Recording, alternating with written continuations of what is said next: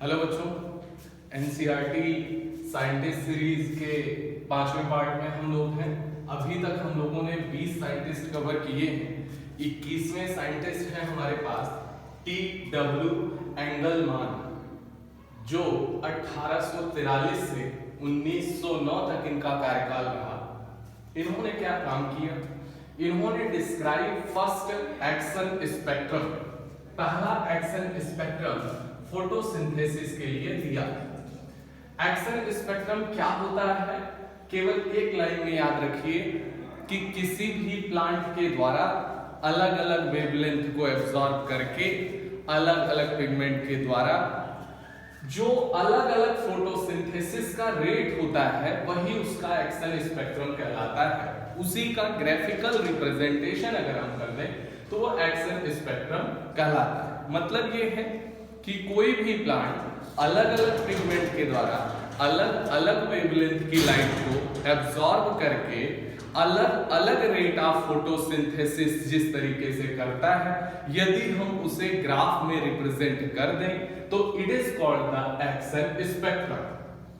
अब जो action spectrum इन्होंने खोजा वो कहां से कहां तक था, तो बोला ही गया कि यहाँ पे जो एक्शन स्पेक्ट्रम है वो रेड से ब्लू होता है।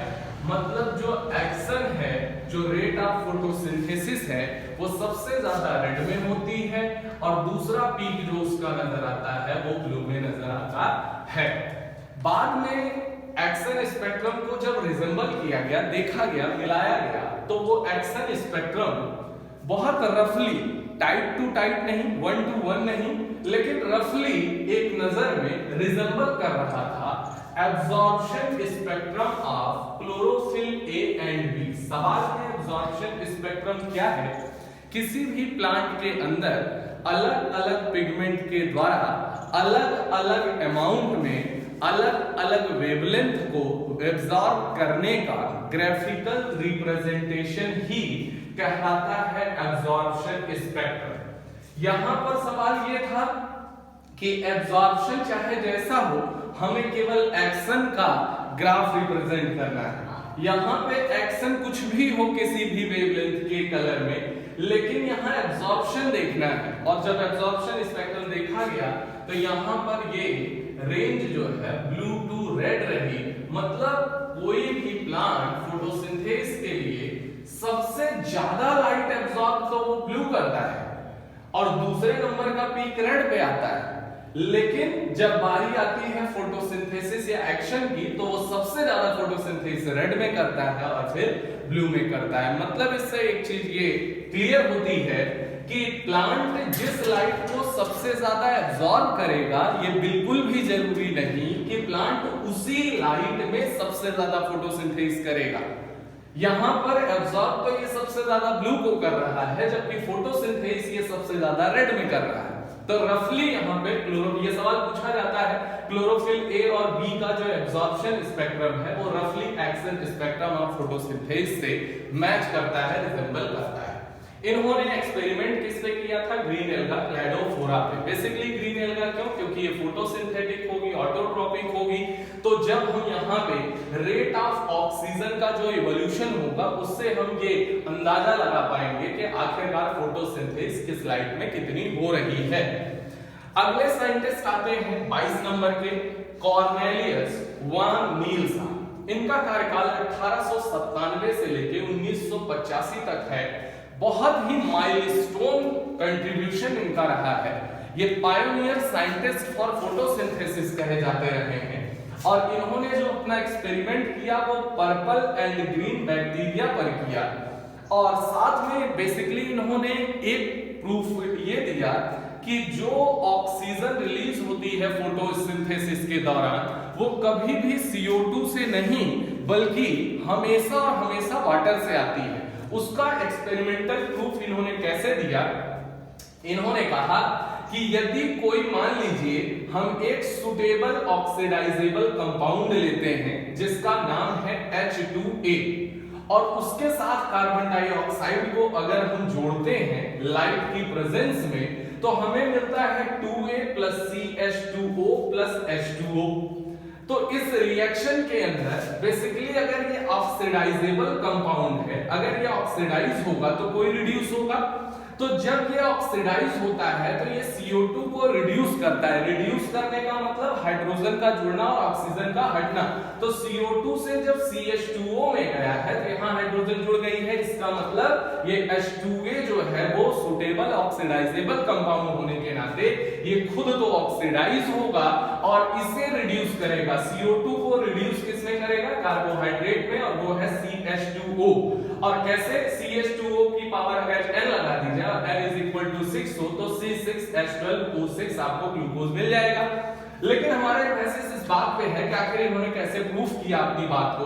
तो इन्होंने कहा अगर सुटेबल ऑक्सीडाइजेबल कंपाउंड को वाटर ले लिया जाए, मतलब H2A की जगह H2O हो, तो हम ये देख सकते हैं कि यहाँ 2A की जगह 2O मिलता है, मतलब ऑक्सीजन के दो एटम, मतलब एक ऑक्सीजन का मॉलिक्यूल हमें ऑब्टेन होता है।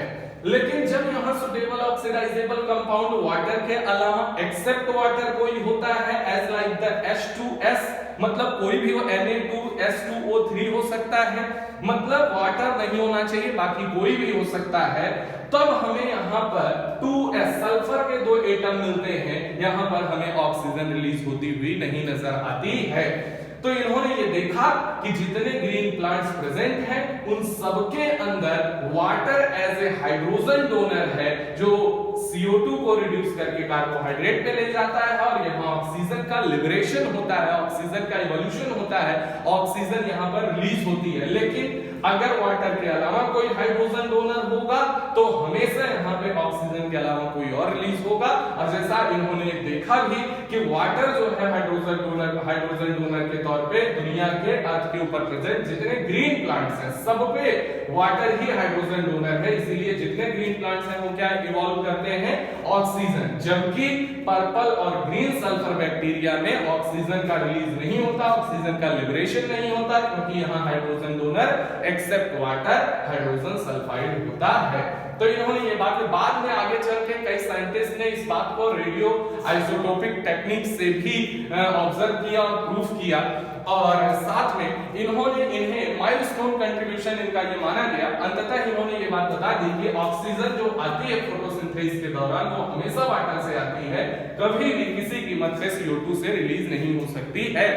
ओके, अगले 23 नंबर के साइंटिस्ट हैं मेल्विन केल्विन। मेल्विन केल्विन साहब के नाम पे ही इन्होंने एक Calvin cycle, C3 cycle, dark reaction बोलते हैं, जबकि डार्क रिएक्शन एक मिसनोमर है। यह रिएक्शन कभी भी डार्क में ऑपरेट नहीं होती है, हमेशा दिन में ही चलती है।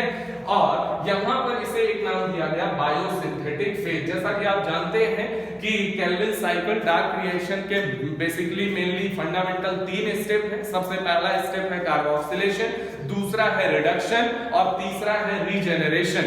तो यहाँ पे केल्विन साइकिल के C3 cycle dark reaction biosynthetic phase के डिस्कवरर रहे हैं मेल्विन केल्विन, और इन्होंने ग्रीन एल्गा क्लोरेला पे वर्क किया है।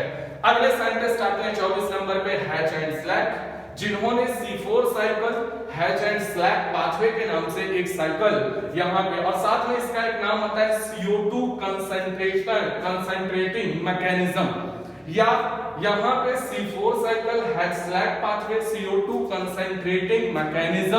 तो ये सारे नाम जो आपको दिख रहे हैं ये हैच एंड स्लैक के बेसिस पे हैं, और C3 और C4 साइकिल आपने बेसिकली पढ़ा होगा। अच्छा, एक लाइन और कि प्लांट चाहे C3 हो चाहे C4 हो, लेकिन उसमें C3 साइकिल दुनिया के हर प्लांट में नजर आती है। चाहे C4 प्लांट होगा तो भी C3 साइकिल चलेगी, C3 में तो ऑब्वियस सी बात है चलेगी। अगले साइंटिस्ट आते हैं 1905 में ब्लैकमैन साहब, और इन्होंने ब्लैकमैन साहब ने एक नियम दिया, law of limiting factor. Basically आपको इसको समझना बेहद जरूरी है कि लॉ ऑफ लिमिटिंग फैक्टर कहता क्या है। लिमिटिंग रिएजेंट का आपने कंसेप्ट केमिस्ट्री में बखूबी पढ़ा होगा कि जो चीज पहले खत्म हो जाएगी वही रिएक्शन को कंट्रोल करेगी। बस उसी बात को इन्होंने अपनी बात में कहा कि फोटोसिंथेसिस की जो रिएक्शन है CO2 plus water in the presence of sunlight enzyme जो देती है ग्लूकोज, वाटर और ऑक्सीजन, इस रिएक्शन के अंदर हमेशा जो भी चीज मिनिमम अमाउंट में होगी या slow pace of amount, slow pace में मतलब बहुत धीरे पार्टिसिपेट करेगी रिएक्शन में, वही हमेशा रिएक्शन की रेट को डिसाइड और डिटरमाइन करती है। मतलब क्या है कि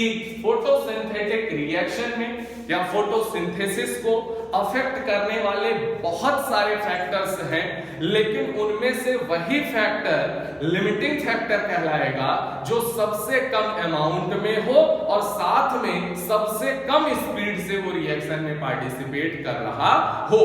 जो सबसे कम स्पीड से पार्टिसिपेट करेगा वही रिएक्शन को रोक रहा होगा, और जो सबसे कम अमाउंट में होगा वही सबसे जल्दी खत्म हो जाएगा, तो वही हमेशा रिएक्शन को सबसे पहले रोकने में कामयाब होगा। तो ऐसा फैक्टर जो रिएक्शन को लिमिट करे वो वही फैक्टर होगा जो सबसे कम अमाउंट में भी हो, और दूसरा जो सबसे कम स्पीड से स्लो पेस ऑफ पार्टिसिपेशन जो रखता हो। तो it's all about the Beckmann reaction. तो ये है एनसीईआरटी का 5वां पार्ट और ये रहे 5 साइंटिस्ट।